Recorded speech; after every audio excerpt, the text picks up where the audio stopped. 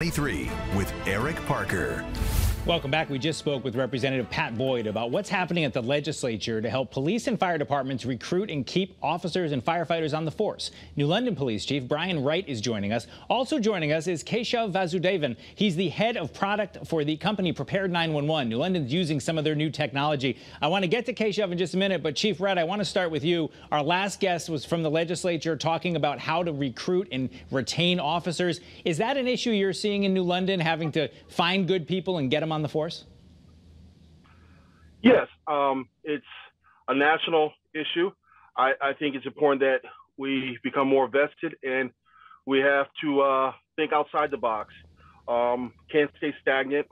The day and age where you could wait for prospects to come to you is long gone. We have to be proactive. We have to go solicit and seek these prospective candidates. One of the things Representative Boyd mentioned was the idea of going out to, say, high schools and trying to get people thinking about a career in law enforcement or even a firefighter.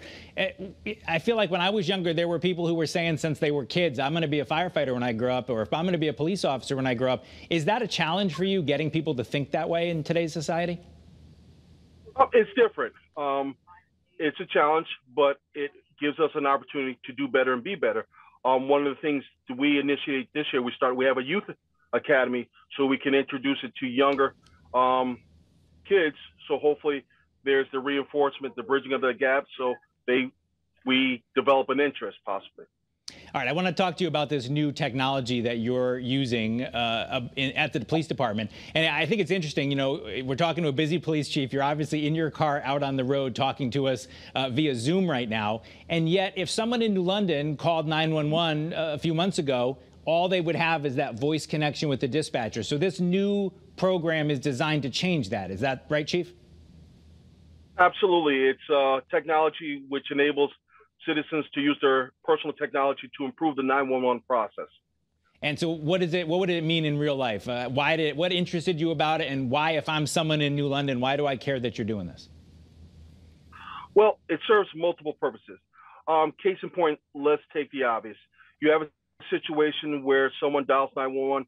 Obviously, it's a stressful situation. At that point in time, our dispatchers attempted to collect as much information as possible. The individual that is providing information may be in shock, may be going through some things.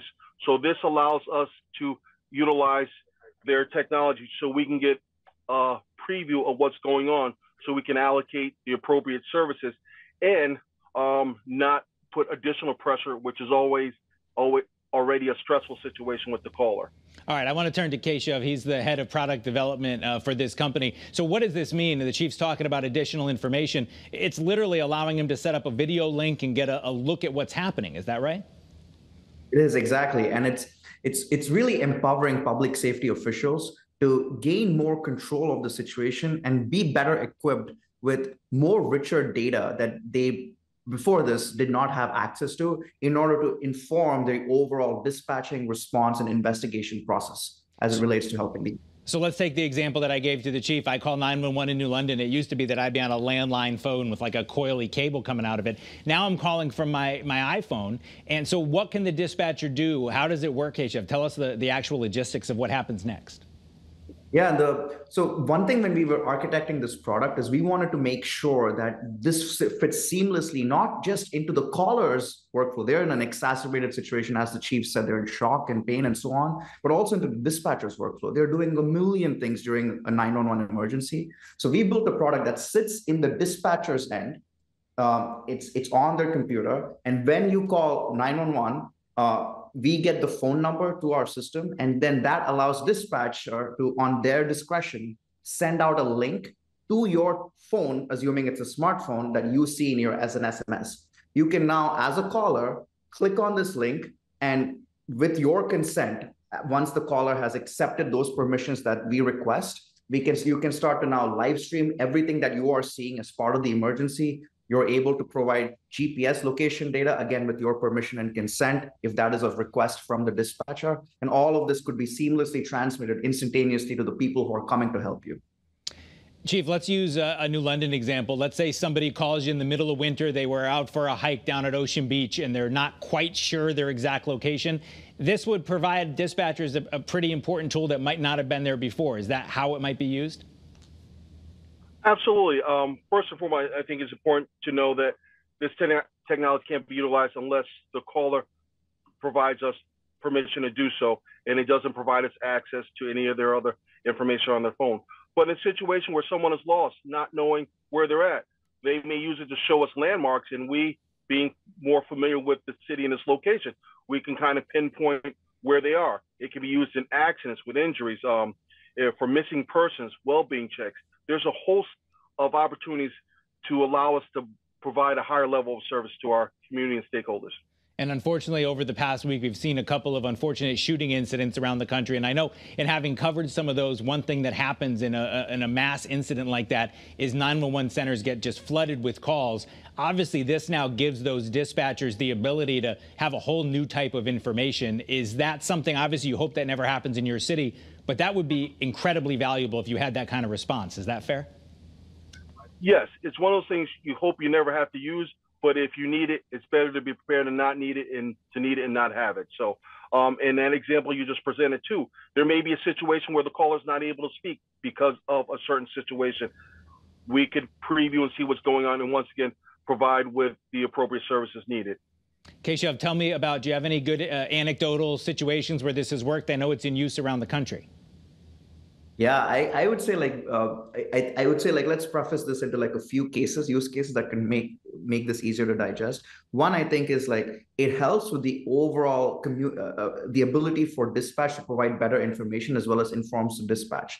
An example is we've seen this software be used for administrating CPRs, where in the absence of media, before dispatchers just had to rely verbally how to actually administer CPR. Now we have seen people save people's lives through a live stream.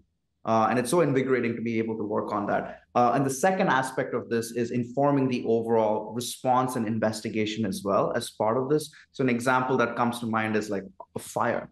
As the chief said, there's so people, when they describe a fire, they could be in shock, and everyone describes fire differently.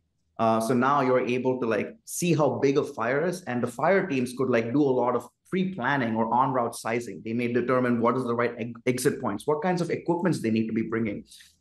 We've also seen this product be used for, funnily enough, in a rural area recently, there was discarded dynamite that was found, and someone was able to quickly share photos and videos of what that dynamite looked like. That was quickly transmitted to the bomb squad in the neighboring jurisdiction, and they were able to close down the road. They were able to determine what things to do, what kinds of seismic equipment to bring to the scene beforehand, just based on looking at the photos and videos as well. And last, I would say, is it helps with the investigation process. It informs police, patrol officers, and everyone else involved how to actually approach this case and how to be more empathetic. We've seen this being used in domestics, where it provides police officers with understanding of the situation better. Well, it certainly is amazing stuff. I like to joke. It's pretty cool that we all live in the future. That is certainly a big upgrade over, like I said, the old phone with the coiled line coming out of it. Chief Brian Wright from New London Police, where they're using this. Thanks for talking on both those topics. Keshav Vasadhuvan from Head of Product Development at Prepared 911. Thank you both for being with us here on CT23. And if I could add one thing, if you wouldn't mind. Sure, I Chief. think the benefit of it, if they say a picture is worth 1,000 words, a video would be worth 1,000,000 words. And I think that's fitting given the technology. Very cool stuff. I appreciate it, Chief. Thank you both. We'll be back right after this.